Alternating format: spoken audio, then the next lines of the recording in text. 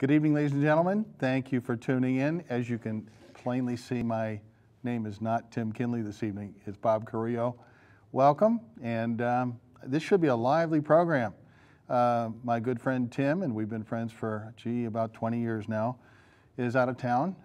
And my guest this evening is AJ Kern, running for CD6, is running against Tom Emmer. For a seat in Congress. Yes, welcome, AJ. Thank How are you?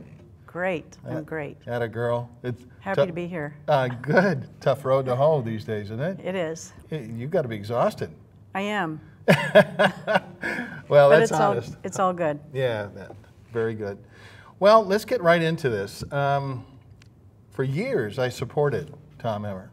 I've known Tom since 2005 when I was serving out my penance at the Capitol, serving on statewide task forces, overlapping at task force activities and projects, as well as 6 years with the Commissioners Advisory Committee to the Minnesota Department of Human Services.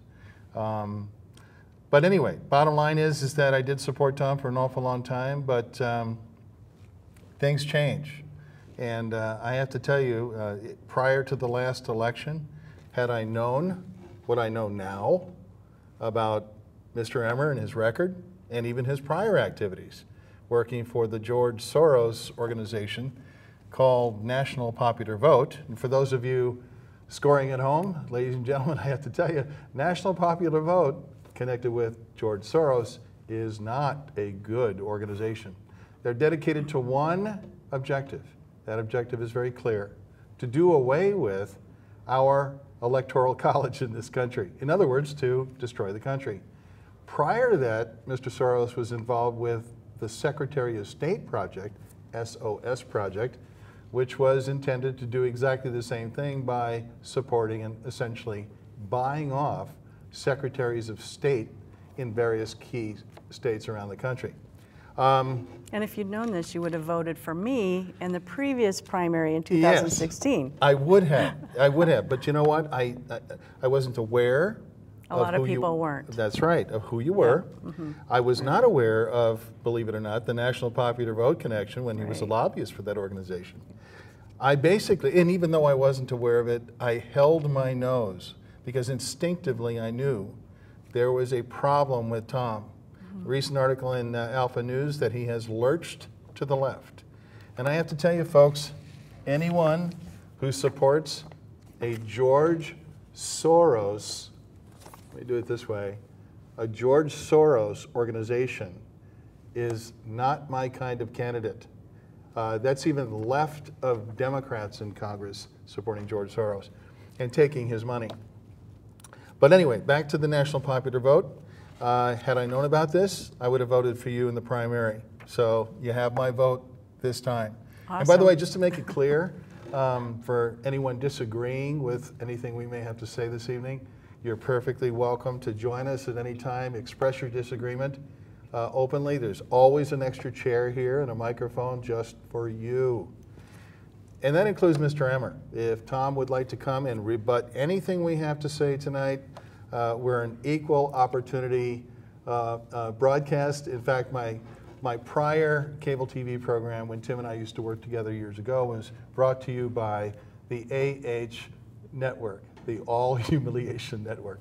We're intending to be respectful but direct because these are serious matters, and believe me, these are very serious times. We need good candidates that really will stand up for the people of Minnesota and do the right thing, and not pander to the, well, not line their own pockets with money or power. AJ, let's get right into it. One of the things that happened to you the last time you were running, and I also didn't know about this at that point, was that a couple of Federal Election Commission complaints were filed against you and also involving your husband. Yes, against my campaign and against my husband because he was the treasurer of the campaign.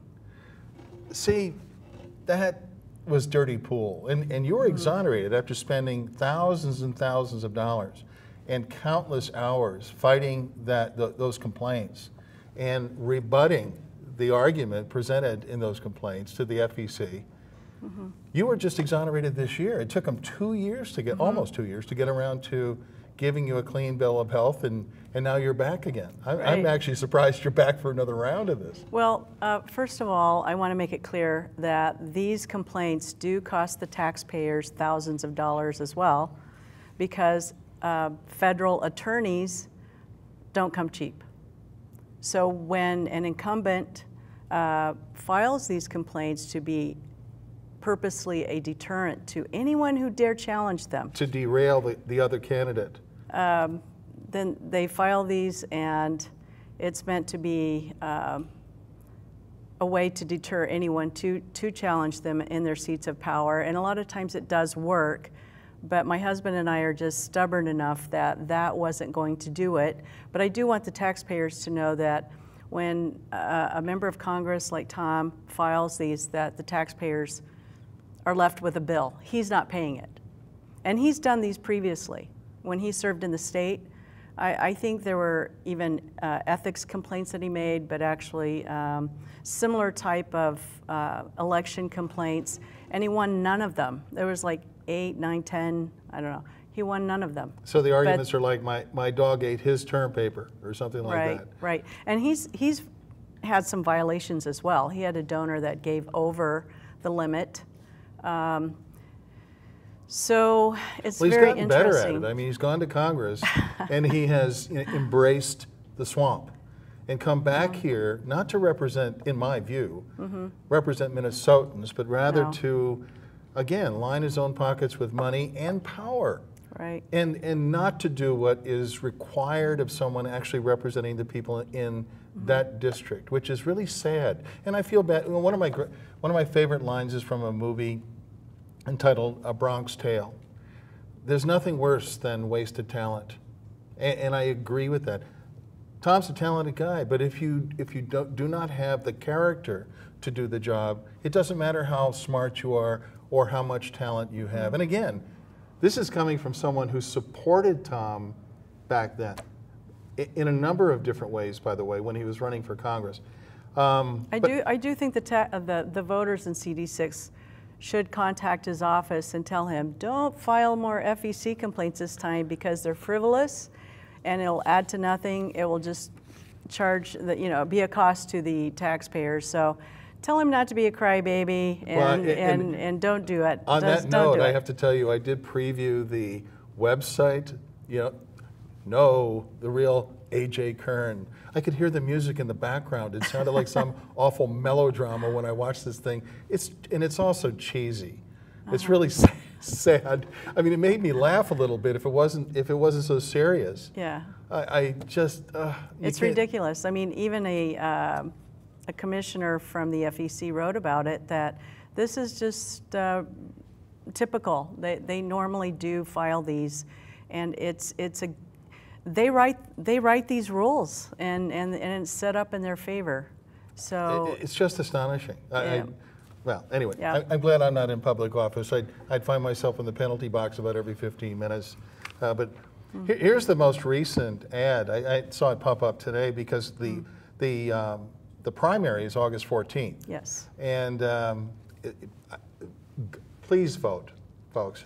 Please vote. Vote your conscience. And if you can't vote your conscience, if you can't hold your nose like I did last time before the last election, don't vote at all. A bad vote is actually worse than not voting at all. But anyway, having said that, I got a kick out of the Emmer advertisement, the campaign ad. I'm asking for your support. You already have mine. Seriously? The record does not pan out. The record does not indicate that that's true. Since Mr. Emmer has taken office, he's been in support of Castro's Cuba. I think he's gone 3 times to visit, junkets to Castro. Wow, how fun. Well, those Cuban cigars, they're good. And the rum, of course, you have to, kudos to that. Anyway, then you had Emmer and Ellison are inextricably linked on a number of different scores. And by the way, if you take a look at this, I want to prove a point here. Strange bedfellows. This which is Ellison and Emmer team up on America to Somalia money transfers. They team up to encourage money transfers, remittances to Somalia. That's money laundering by any other standard. It's a difference without a distinction. This, by the way, plus the most recent scandal, which was the whistleblower coming forward recently from the Department of Human Services, a veteran, 25-year special investigator and forensic investigator, cash in suitcases being transferred directly to Somalia. Millions and millions of dollars, and actually it's probably in the hundreds of millions of dollars, if not $500 million a year being transferred. So this plus this, because actions and inaction have consequences, plus the whistleblower, Scott Stillman, and by the way, this is the whistleblower that the Inspector General connected to the Minnesota Department of Human Services most recently in a meeting with citizens said, "What whistleblower are you talking about?" She was in the room when the testimony was being conducted by Jim Abler's committee. You can't make this stuff up. Then you have money flying out of Minnesota by the boatload and the plane load in suitcases, as well as elaborate organized crime effort of massive wire transfers in the middle of the night being transferred overseas to East Africa. Now, Mr. Emmer, his office had no comment about this disgrace. This is an international incident and a national security problem. So he should have something to say about this. Condemn it, do something, but he's so tied in with Mr. Ellison and a number of other people involved in this process of covering up this problem that makes Minnesota ground zero for this nonsense, that he can't walk away from this, and he can't actually disavow. As I said earlier, actions have consequences. On June 8th, my daughter's birthday, this year, Staff Sergeant, Special Forces Staff Sergeant Alexander Conrad was KIA, killed in action, in Somalia, fighting the very same people that all of his cash, remittances, plus the money that was stolen, is still being stolen, by the way, is feeding Al-Shabaab, Boko Haram, and ISIS in Somalia. This young man, age 26, a decorated combat veteran and a hero, was killed in Somalia, fighting the very same people that Minnesota taxpayers are involuntarily funding because of the blatant stupidity and corrupt nature of not only the Minnesota Department of Human Services, but all the people in the food chain, including the Attorney General's office in Minnesota and the governor's office, who's ultimately responsible for the Inspector General's behavior connected to DHS, and the DHS commissioner. You were in the military. Tell us about that briefly, because I know that's near and dear to your heart. That breaks my heart. Fort Bragg-based young man, along with 500 other troopers in Somalia, doing what the United States government sent them to do, which is to fight Al-Shabaab, Boko Haram, and ISIS. Well, from my point of view, I think we're doing two different things. Are we in a war with terrorism, which is specifically Islamic terrorism, or are we opening our arms, kumbaya, to the Islamic world? I mean, we're doing both things and they don't mesh. Personally, I think the United States should not have troops there because I don't think it's worth one life. I agree with you. It's not worth one life. I agree with you. That's their mess. Not only that, and but we're I think, importing. Yeah, I believe they should go back and fix their own problems too. Absolutely. Much like the Syrians, much like anyone in those war-torn, horrible, pardon me, hellholes in that part of the world. Fix your problem. Don't bring your problems to our country, to our communities, and our state, and our way of life. This is unbelievable what has been going on in Minnesota for quite a long time. And finally, Minnesota denial and passive-aggressive behavior is catching up with us. The solution on the part of Mr. Emmer and company, Emmer and Ellison announced they started a congressional Somali caucus. That's not a solution. I won't be joining that, by the way. I had a feeling. If I go to D.C., I won't join that one. This is insane. This is insane. It's insane. All right. So we've done away with the Federal Election Commission issue. National Popular Vote, that's the George Soros organization. Forming the Somali caucus, you can't make this up. And then stands there in St. Cloud with great pride, standing on a stage, Taxpayer League of Minnesota, St. Cloud Somali leaders react to Emmer's Somali caucus. Wasn't it enough that you got that kind of support? No. You have to steal hundreds of millions of dollars and fund overseas terrorists.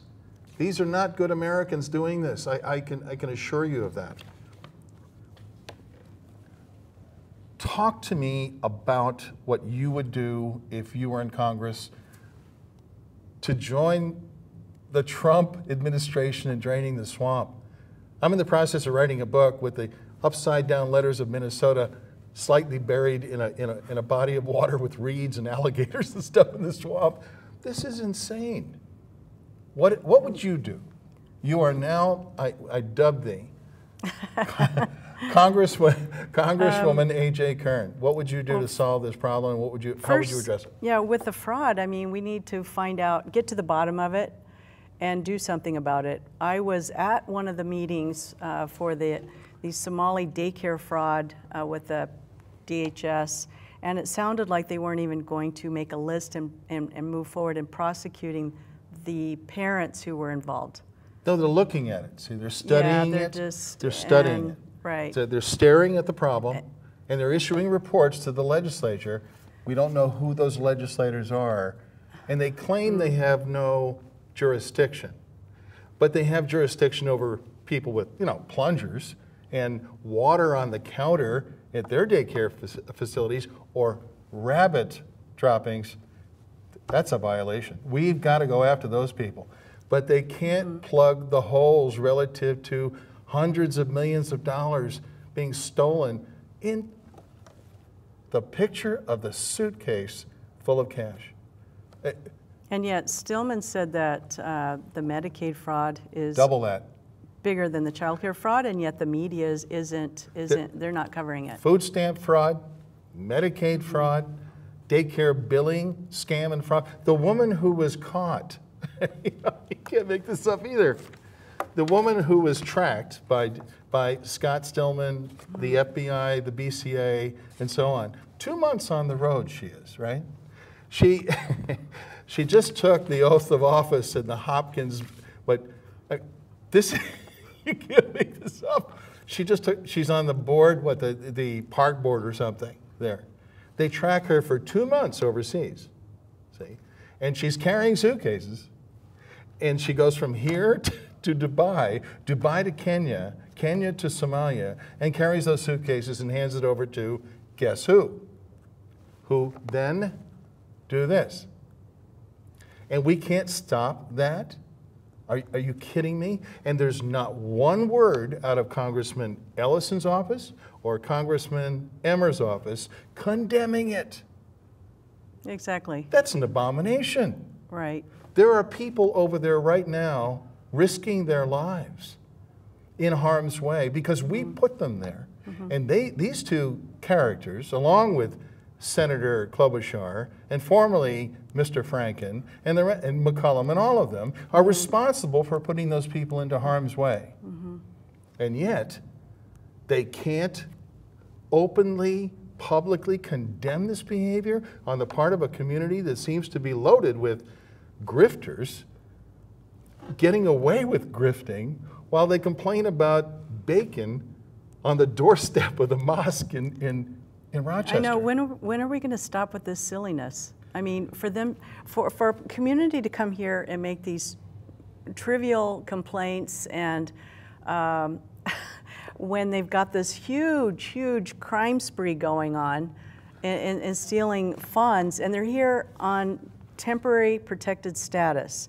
So the members of Congress need to go back and say, you know, we do have members of this community who are not only committing crimes, but then they're going back to their country of origin. And I'm thinking, didn't they leave their country of origin because they were fearing for their life? Refugees, like in World War II or prior to World War II, they left the country. They didn't go back. They left the country. They didn't even have the ability to contact their family members back in Europe under the Mussolini and Adolf Hitler, and also the Grand Mufti and that unholy alliance between the Middle Easterners and Hitler. Most people don't know about. My dad fought them in North Africa, World War II. They didn't go back. No. They were actual refugees. These people travel back and forth like they're going to Club Med. And that's the problem with the government's treating it, today's situation, as if it fits the same scenario as to those before that were fleeing communism. What we have today is completely different, and that's why the Refugee Act of 1980 is outdated, and it needs to be addressed. Would you address that if you were? Absolutely. Absolutely. We need to bring that to the table and discuss the fact that they're not fleeing communism. They're not fleeing because of their race or their religion. We're treating groups of people in different countries like Somalia as if they are refugees, but they're fighting each other. In the local apologist, and I'm from New York and New Jersey. I grew up in the military also, but most of my stateside time was spent back there. So pardon my delivery style here, but the local professional apologist and pimp for Care Central out of DC and Virginia, Jailani Hussein, when all of this broke, when this scandal, national scandal broke, which is a national security problem, he gets together, puts together a press conference with like 6 or 7 people up on the stage, and this one useful idiot leaning up against the wall, kind of going, I don't know why I'm here. And their biggest concern as they express their concerns is, well, this one guy at the podium has a money transfer service, and you have no idea, according to him, how difficult it is and how many risks there are transferring money overseas because the banks won't help us. The banks won't help you because you're money laundering. And not one person in that audience in the press corps asked the $64,000 question. Where did the money come from? And Jailani says, well, you know, we've been here some time now, and many of our members of our community have become very prosperous. What, the local grocery store? And you've got suitcases with millions of dollars being caught at the Minneapolis-St. Paul airport? Now we know how you became prosperous. But nobody asked the question because it's a tough question to ask because you don't want the answer. Meanwhile, we've got the great bacon on the mosque doorstep caper. Boy, that's a serious one, and we must have an investigation. Yeah. And of course, most recently, the three or four young men at Minnehaha Park detained respectfully. I've seen the video by the park board police because they were called. 911 call was made. Okay, if it was a bogus call, that was wrong, but they were treated properly. But no, Jailani's got to run out there in front of the microphone and hold a press conference because that's a serious matter. However, this week we have ladies and gentlemen, you cannot make this up. You can't. But it's Minnesota. This is reported in the Miami Herald. And it's sick. Teen rips out 74-year-old's eyeballs, gouges them out in Rochester, Minnesota. The police say they are nowhere, they, meaning his eyeballs, are nowhere to be found. And their family members within the Somali community in Rochester. But heaven forbid we should avoid the the ongoing complaint and investigation about the bacon on the doorstep. He bashed his teeth out, too. Oh, I forgot about that. Yeah, don't forget. So he's missing his eyeballs and his teeth. Maybe this is Grandpa. I don't know. It's another family member. You can't keep track without a scorecard relative to who's on first, what's on second. I don't know about the family member thing. And I wrote a piece today about this. Okay, argue with me. Deny that we're dealing with an imported, not refugees, 7th century barbaric anti-civilization, anti-culture being groomed to operate in the insane lane of society. And now in Rochester, Minnesota. Go ahead and make my day. Argue that point with me. Anyone. Walter Hudson, Ferris Bueller. I don't care. Somebody present an argument that makes some sense. That sounds like it's actually reasonable. AJ, tell us more about what you would do, and it can't possibly be support an $18 million block grant that the Somali community requested this legislative session. Like the $2 million they got 2 years ago wasn't enough. It was supposed to quell the storm of the terrorists. And this is Republicans partnering with Democrats at the state level, and then they do it at the federal level. And why the people who vote aren't making a bigger fuss about all this, I have no idea. Part of the problem is that we have such an incurious media. Right. Minnesota mainstream media is asleep at the switch. Mm-hmm. Channel 9's doing a good job. Channel 5 does a decent job. The rest of them are all talking about hot dish recipes and the fact that Tom Emmer won the hot dish recipe contest this year. At least he's good at something. 500,000. Believe me, I don't think this is funny, folks, but it's real. Somali East African People with Disabilities Program. All of these were defeated this year. $500,000. Somali Museum of Minnesota. Where's the Puerto Rican Museum, near and dear to my heart? The Italian American Museum, or how about the Norwegian Museum? I mean, $400,000. This is what was proposed. There were like 8 or 9 bills. They were all defeated because people actually got wind of what was going on and said, no. And the legislators were too embarrassed to do anything with it, so they tabled them, buried them, shoved them under the rug until next session, I guess. I don't know. Meanwhile, back at the ranch, you have CARE, well, not just Minnesota CARE, but CARE Central out of Washington, D.C. and Virginia, asking a judge to hide Hamas ties. CARE, including CARE Minnesota, is an unindicted co-conspirator in the Holy Land Foundation trial. It goes back many years. And there are how many people, how many organizations? It's like a spider web. It's a spider web, it's like and CARE is a part of it. The Muslim American Society that trains the individuals coming from the third world to participate in our election system, to run for office. I was very vocal a few years back that the state legislature should pass a bill that says that you cannot run for elected office. If you are a dual citizen, you have to be an American citizen to hold an elected office in the United States. I completely, would you push for that if you were in Congress? That really should be a state issue. It should be a state issue. But you would have to, let's see, how should I put this nicely? Republicans in Minnesota, in charge of both houses right now. Who pretend to be Republicans, but really Democrats. Spin. There are some good people there, but they need support from other people. Yeah. Stand up and be counted and do the right thing. This cannot stand. Minnesota will not. It will not exist if this continues for another 5 years. 2.5% of the population is what these folks represent at this point. I have a report that would indicate that when it reaches 3.5%, 5%, it's all over.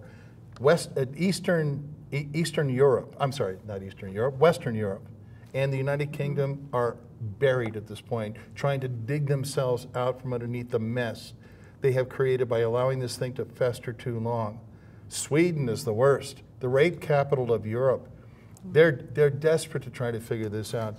Meanwhile, back at the ranch, Kern is asking a judge to hide the Hamas, that's a terrorist organization, by the way, along with the Muslim Brotherhood, ties, and the judge said, no, we are not going to go along to get along. You stay on that list.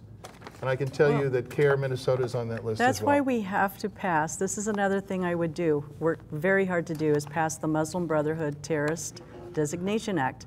Tom Emmer will not sign it, and he will not work to get this passed. And it doesn't make any sense. I mean, maybe because he's friends with Keith Ellison, who has ties to the Muslim Brotherhood. Not just ties, So, he's connected at the hip with not only the Muslim Brotherhood, but Care Central out of D.C. He's been seen wandering in and out of their office quite often, but he's also tied to Louis Farrakhan and the Nation of Islam, another I Hate America group. yes. This is nuts. This is something I would work hard to do.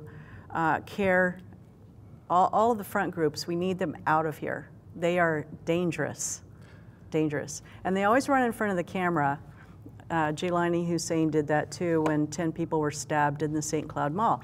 No other group had that privilege or that spotlight or that podium to speak, but there was CARE. The media always gives them the podium, the microphone, and they are a terrorist organization. I didn't see any of these people, including Mr. Emmer, including Mr. Ellison, including the mayor of Minneapolis, when Justine Damon, 40-year-old Australian woman, was murdered by that a rogue Minneapolis police officer. I didn't see any of these people running to the park board and launching an investigation when 30 Somali men 3 days in a row attacked those women in Lake Calhoun in the Linden Hills area, chased them on foot, chased them on with their vehicles onto the lawns. Where was Tom Emmer condemning it?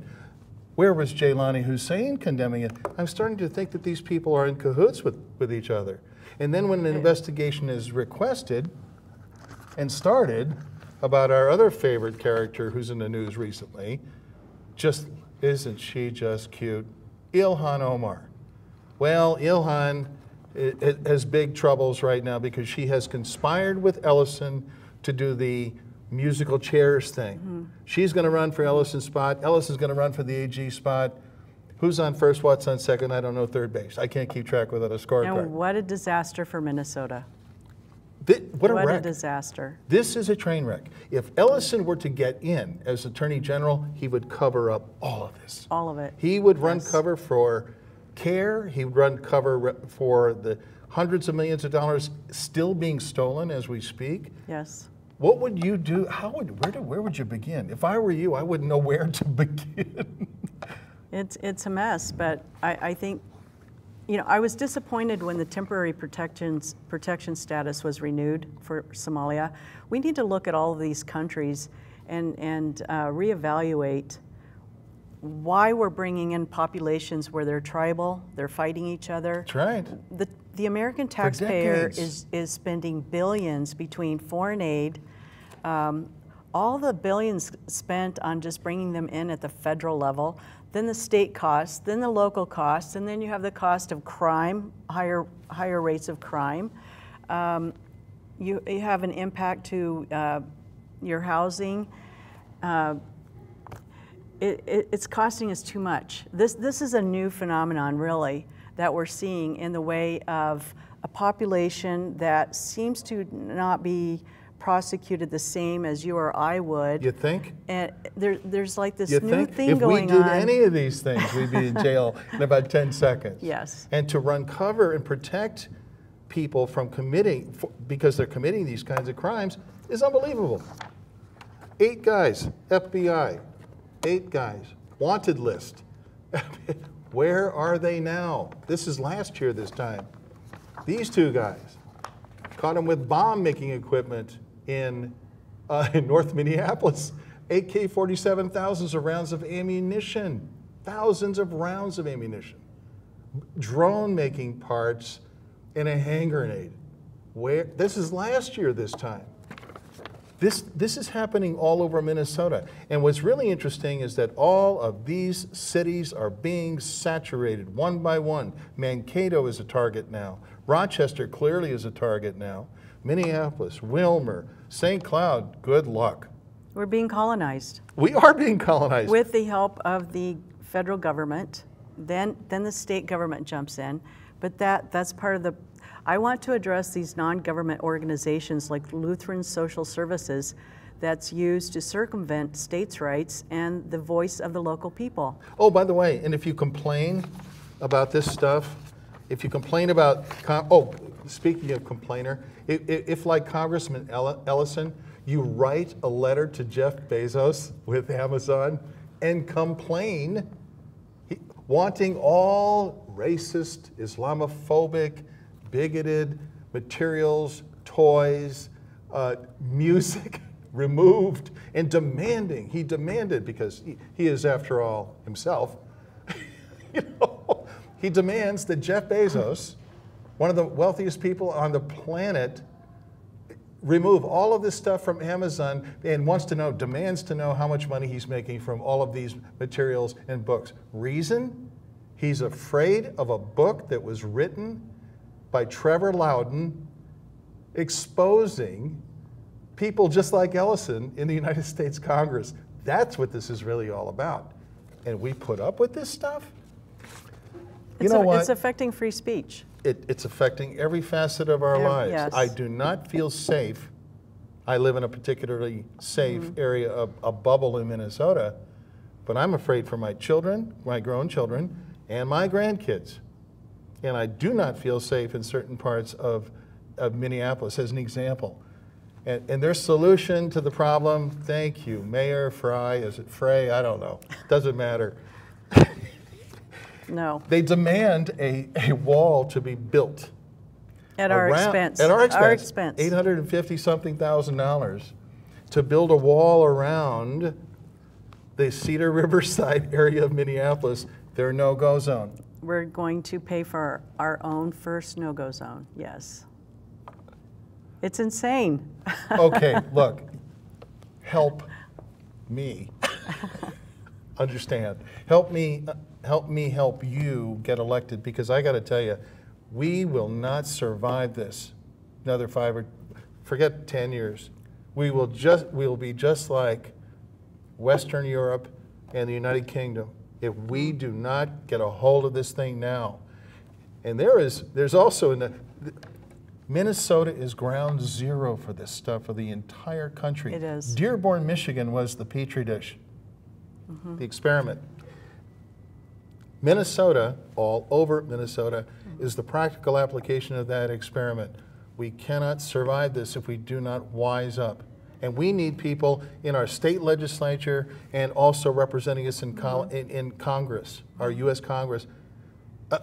Just like Jason Lewis as an example, probably a shining light in Minnesota, and there aren't many, to do their job, to represent all Minnesotans. And if these folks actually do want to assimilate, No. no, they don't want to assimilate. They tell you they don't. No. They tell you they're not. This so I photograph- tend to believe them.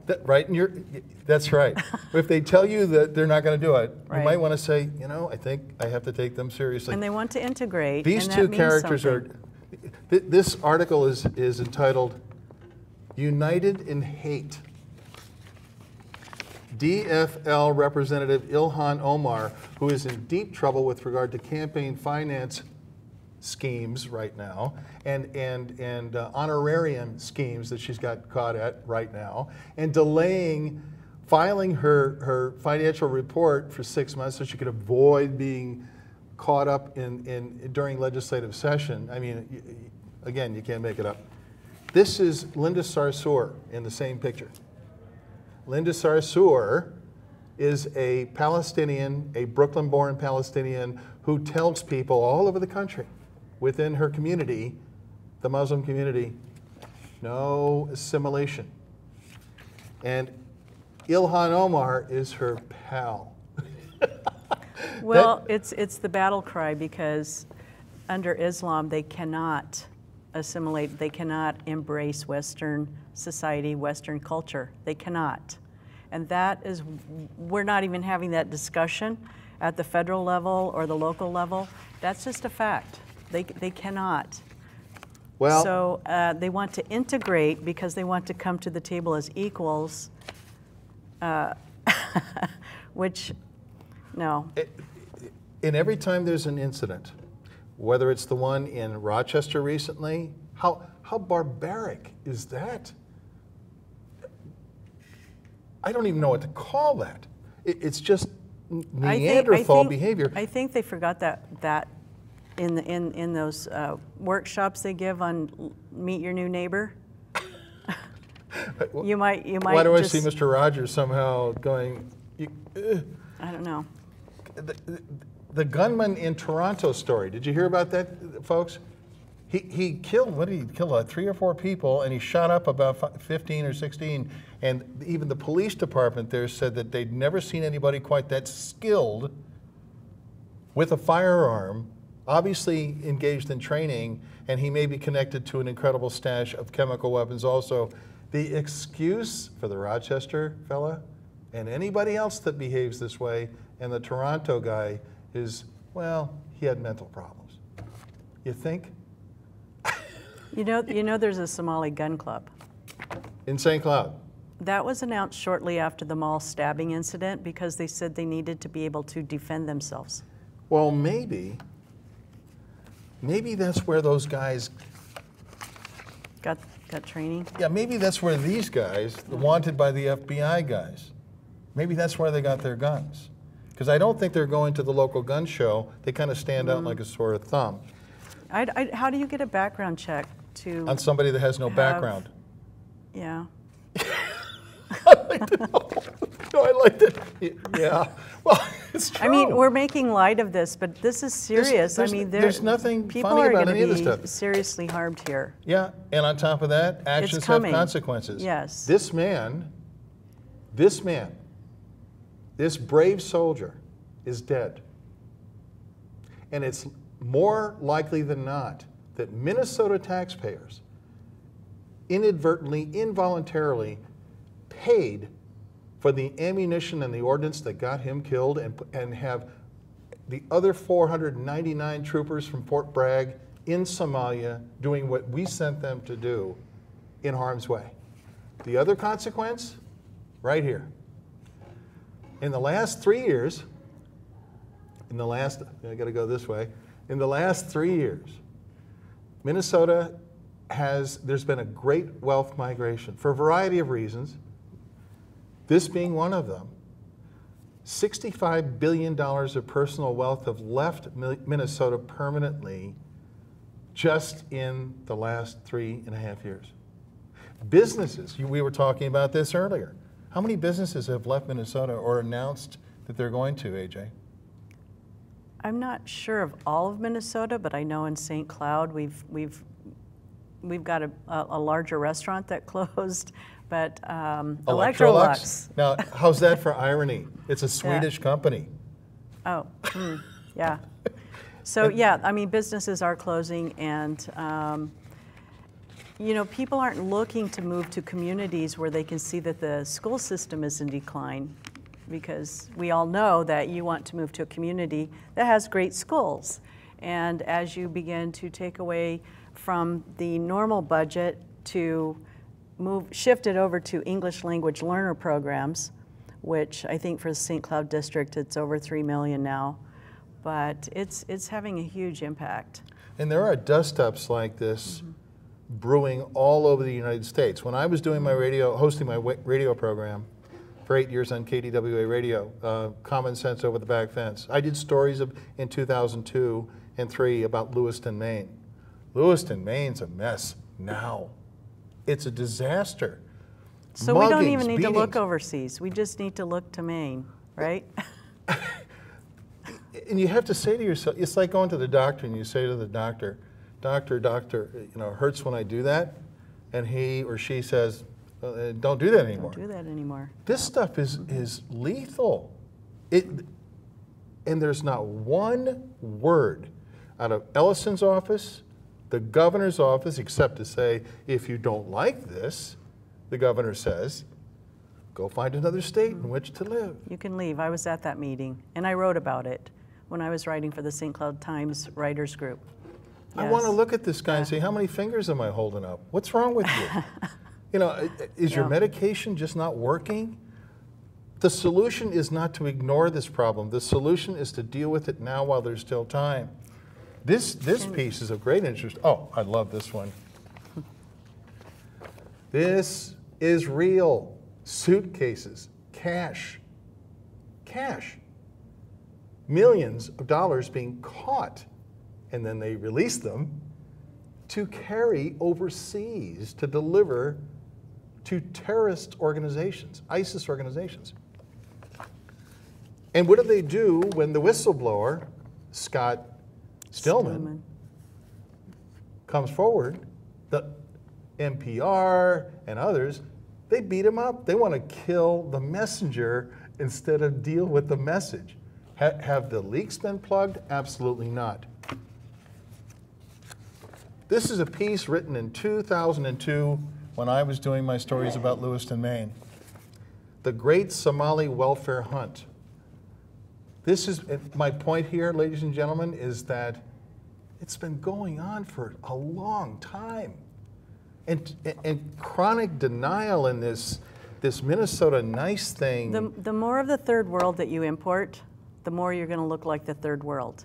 Exactly. And what I'm telling people is that although this is not politically correct, and I'm not going to be, and you're not, we're going to speak truth. We have a right, not only a right, we have a duty to protect our unique American culture. We have that duty as Americans to protect our culture. And what is happening is sooner or later the people are going to rise up and say we've had enough, because this is not helping our society. We're watching our own deterioration in many ways. I mean, just financially. We're not wealthy anymore. We're in debt, so we're borrowing more and more money, giving it away in global wealth redistribution by foreign aid and remittances that Tom Emmer and Ellison have accommodated. It's stolen from us, and we're putting our own children in debt. And in harm's way.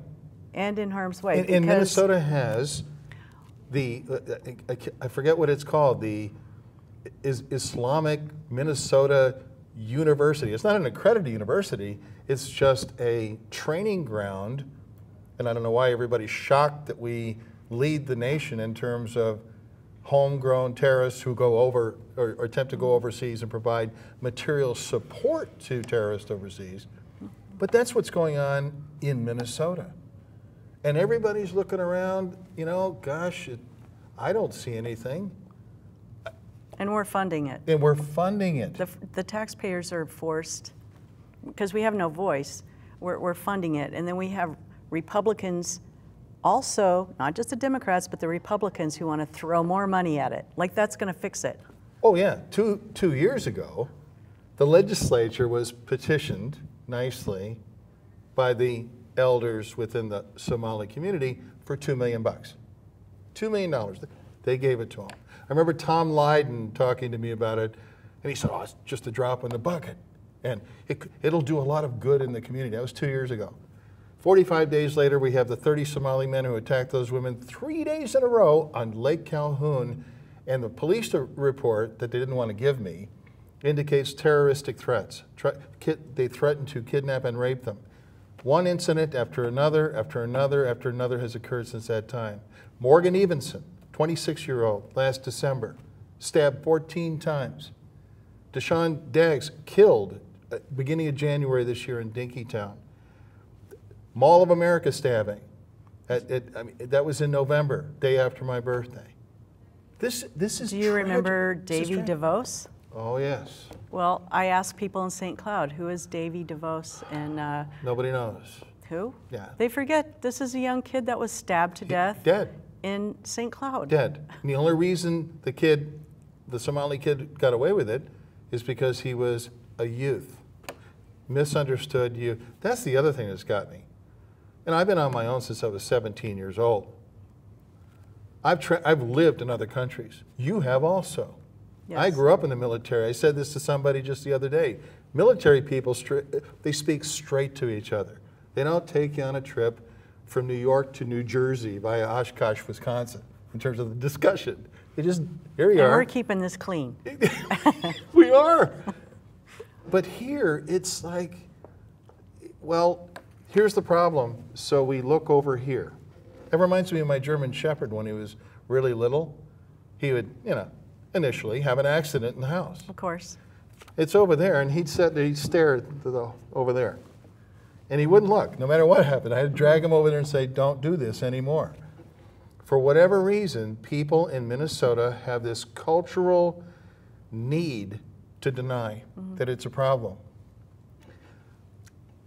GP, my sidekick, and I, and a number of other people, about 3-4 months ago, went to visit Jaylani Hussein on a Sunday afternoon in Stillwater. We filmed it. In fact, I saw the film today popping up on somebody else's website. It was interesting. Oh. Yeah, we confronted him nicely, respectfully. I even complimented him and said, I got to tell you, you are smooth. And Yes, he thought I is. was paying him a compliment. Right. You are really smooth. And then I asked him the $64,000 question that he's not used to. Will you take me up on a panel discussion debate with other professionals who understand this issue? Will you do that? And he danced and he danced and he did his Jaylani schmooze. I feel like I'm looking at something out of like Dancing with the Stars when I'm watching this guy perform. I've seen him do this twice. All things are Islamophobic, don't you know? And he's and the lemmings just in the audience at the St. Croix Valley Women's Alliance, a resist group, they're just clapping away like a bunch of trained seals. Meanwhile, this grifter, and that's what he is, he's a con man, gets away with dismissing all of this. That's not real. What's real is the bacon story. What's real is those kids that didn't get mistreated at Minnehaha Park recently. I don't know what the answer is, but I'll tell you what, it has to emanate from people like you with guts and smarts that can stand up and not pander to this community, but deal with it. Look, folks, if you want to throw the Islamophobic thing in my face or the racist thing or Walter Hudson, the bigot, everybody's a bigot if you just disagree. It's baloney. If people want to assimilate and get along, I'm all for it. As you can plainly see, my last name couldn't possibly be Olson or Swenson or Johansson. As I said to a group in St. Cloud not that long ago, I have a mixed bag of heritage. I'm a mutt. I've learned by way of growing up in the military to get along and live and let live with other people. But you have to live with people who want to live with you. I know that you're that kind of person, and I know that you don't have a bigoted bone in your body. I've known you that long. But I have to tell you that Minnesotans had better get with the program pretty quick because there is no time left any longer. We have Keith Ellison, keynote speaker at a terrorist-linked gala event in New York City. What's he doing in New York?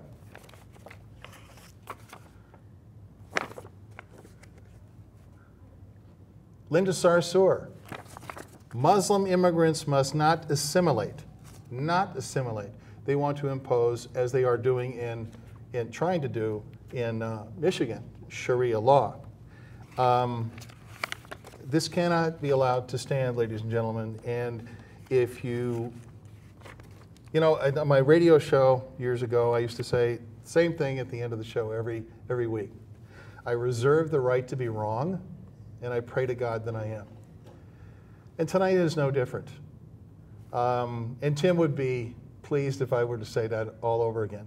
I am not perfect. I want to be wrong, but I do not think I am. And this is a solution to our problem in CD6. I live in CD6.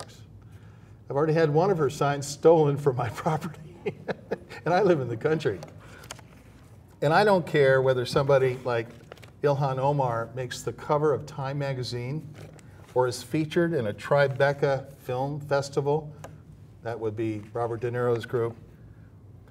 What is really going on the ground in places like Dearborn, Michigan, is Muslims attack Christians in America over Sharia law.